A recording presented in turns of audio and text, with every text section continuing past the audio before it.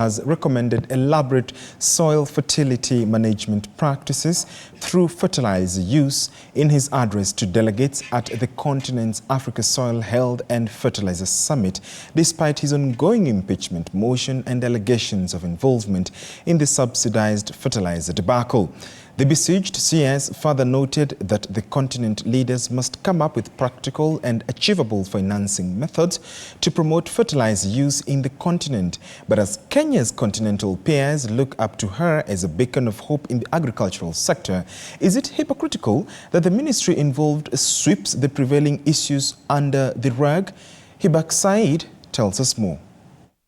Amidst the peer recommendation of Kenya as a continental leader in the use of fertilizer, our expectations from the event are the following 4 priorities. The first one is the Nairobi Declaration. The second is the 10 years fertilizer action plan. The third is a soil initiative for Africa framework.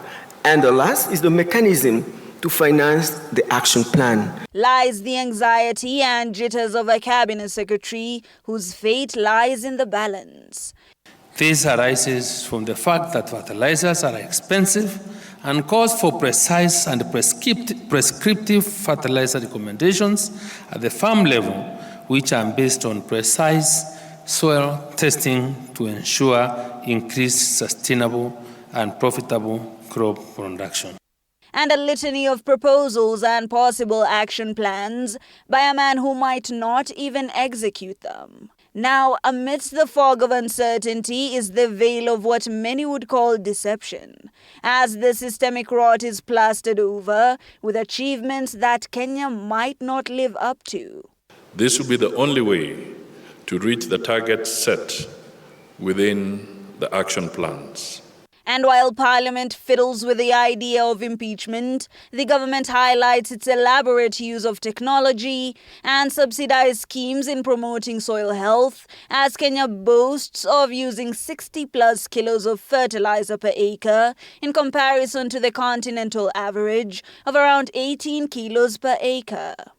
Only 18% of Kenya is arable, and the amount under production is a little less than 2 million hectares. And despite this, maize production is slightly above 40 million bags per annum, a feat that the government is now conveniently attributing to stand-up policies that other countries can emulate. But besides this, market players are hopeful that the proceedings would be for the benefit of the entire continent. We are in a very volatile environment, as we are seeing flooding everywhere. When you are bringing organics and organics, you also help to sequester the carbon. So we believe that this is really the way to go for Africa to improve its food and nutrition security. Soil fertility depletion has been cited as the fundamental root cause of declining per capita production arising from continuous mining of soil nutrients, inappropriate farming practices, including use of blanket fertilizer recommendations. To that effect, the government has today launched a national soil management policy, a policy that will, ironically, aim to boost soil health through responsible use of authentic and certified fertilizer.